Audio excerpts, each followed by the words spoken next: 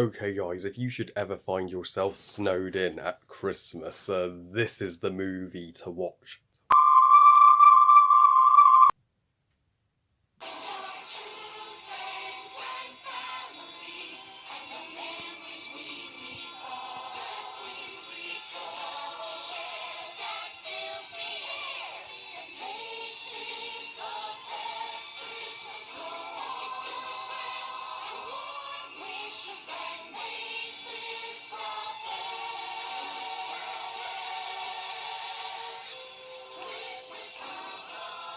Mickey's Magical Christmas Snowed In at the House of Mouse is the 2001 Disney House of Mouse Christmas special. Yeah, think of it as the Christmassy version of Mickey's House of Villains. Snowed In at the House of Mouse tells the story after the Disney characters have celebrated Christmas Eve at the House of Mouse. As they're about to head ho ho home for the holidays, they are sooner snowed in, but Mickey gets the idea to have their own Christmas party at the House of Mouse until the storm subsides. The only Disney character who has no interest in celebrating the festivities is older humbug Donald, who is being like an Ebenezer Scrooge and killing the Christmas spirit. So it's up to Mickey and Koa to bring Donald some Christmas cheer by showing him old cartoons and compassion.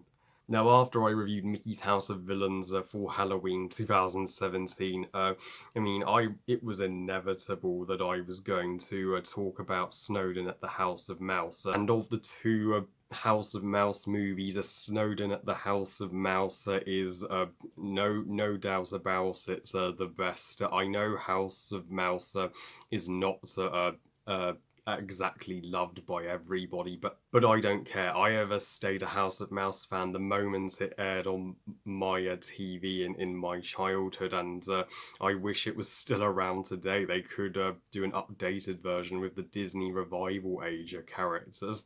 Yes, Snowden at the House of Mouse, like House of Villains, is not exactly structured like a proper movie, but it's not trying to be a movie. It's the most jolly and sincere Christmas special that and sincere Christmas special we could ever ask for, that mocks me up emotionally every time I watch it. It is that beautiful. And I don't see how anybody in this universe or any parallel universe could give this a negative review, because it's just the it's just could give this a negative review, because you just can't beat a bit of Disney at Christmas, and what family wouldn't want to cuddle up to this special with a hot cocoa with little marshmallows on the top? And of course, one of the best things about this special are the older Christmas Disney cartoons it shows. The first being Huey, Dewey, and Louie wanting to win the giant snowman competition, but Donald gets in the way, so they make a crack in the ice, which comes alive and pursues Donald until Donald bumps into the abominable snowman, who turns out just wins the competition. It is superb. And of course, Mickey and Pluto getting their tree, but Chip and Dale just happen to be in the tree Mickey chops down, and Pluto tries to expose them. That's one of my all-time favourites, Chip and Dale cartoons, as it's one of the only ones where they don't come in conflict with Donald, but with Pluto instead. So it's extra fresh. And when Pluto attempts to sing a Deck the Halls, then they put a sign on covering his mouth, "Don't open till Christmas." Yeah, as well as a soul brightener, this movie's also a cracker upper, and probably the weakest short they show is Mickey and Pluto lighting up their house for Christmas and trying to rival even Danny DeVito's "See My House from Space" from Deck the Halls. Nonetheless, it is jollier to hear the Jingle Bells theme and does inspire you to go all out with decorating. But my number one favourite short that they show, of course, is the Nutcracker, which stars Minnie as Maria, the Professor as Dr. Pedrossomeyer, Mickey as the Nutcracker himself, Goofy as the Magical Snow Fairy, and let's not forget Donald as the Mouse King. Yeah, Disney, you fucked up with Nutcracker in the Four Realms. Why couldn't you have made it like this Nutcracker? And the British narrator who has a serious problem with Dr. Pedrossomeyer, by the way. I mean, he's so awesome, and whenever we would read the Nutcracker story before bed on my Christmas Eves, I would read the Nutcracker and put on his voice just for a joke. In the final 20 minutes of the movie, just before the closing song, they show Mickey's Christmas Carol, which is perfect, which I will review very soon. Just a hint. Mickey's House of Villains was a hero versus villain showdown. This movie's narrative has far more heart to it, and it's got themes of uh, how to get people into the Christmas spirit, and how you shouldn't pressure somebody to get into Christmas spirit. So you've got to show them kindness, and and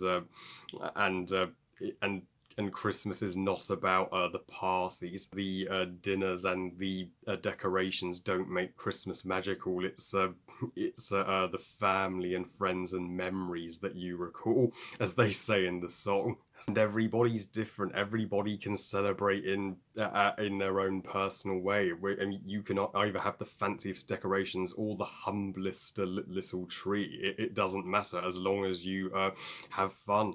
Donald being a complete Ebenezer Scrooge and going a humbug does make sense, because nobody's showing him, well, any lick of kindness. They're just forcing him to cheer up by showing him cartoon after cartoon. And when Mickey has practically given up, good old Jiminy Cricket from Pinocchio comes to give Mickey some comforting advice and gives Mickey the answer of how to lift Donald's spirit. Mickey realizes where how he misjudged what the true meaning of Christmas is, and he wishes upon a star and requests Donald to put the star on the tree, and Donald is honored to do it.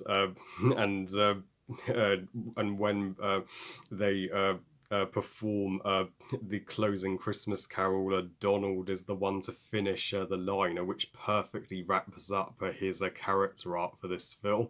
And as well as the cheering up Donald narrative, there are some hilarious Christmassy jokes with the Disney characters, especially with Mickey going out on the street and asking several Disney characters what they would like for Christmas.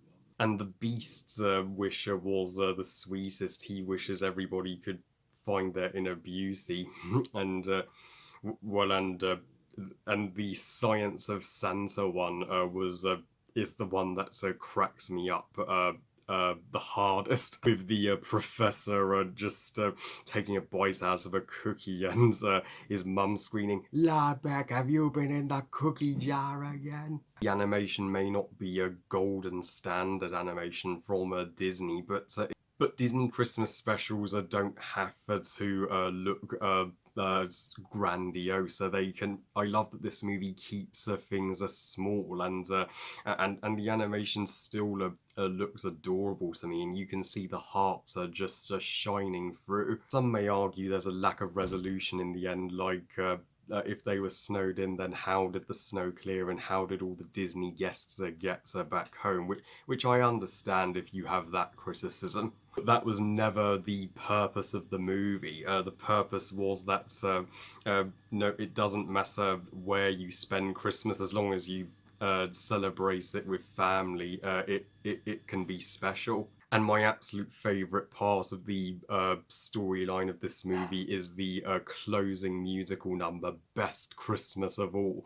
It is one of the best Christmas songs of all, literally.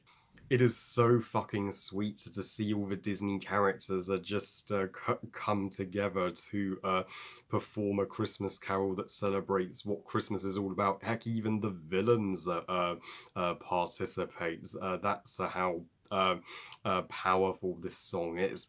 So overall, Snowden at the House of Mouse is a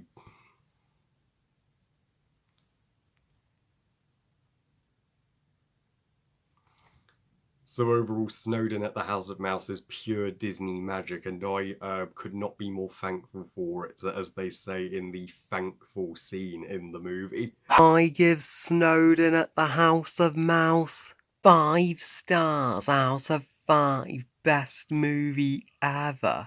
Let's just hope we don't get snowed in this Christmas if we have any travel plans. Lol. Well, I love you guys. Thank you for watching. I hope you guys enjoyed this review. And what are your thoughts on Snowden at the House of Mouse? And which do you prefer, House of Villains or Snowden at the House of Mouse? For me, Snowden at the House of Mouse any day. Please comment and let me know. Please like this video and subscribe. Please follow on Twitter and on Instagram. And I'll see you all next time when I review the Fantastic Beasts Secrets of Dumbledore full trailer.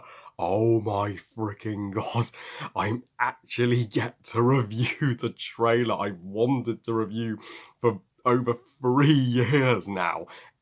And remember, movies are us. Bye guys.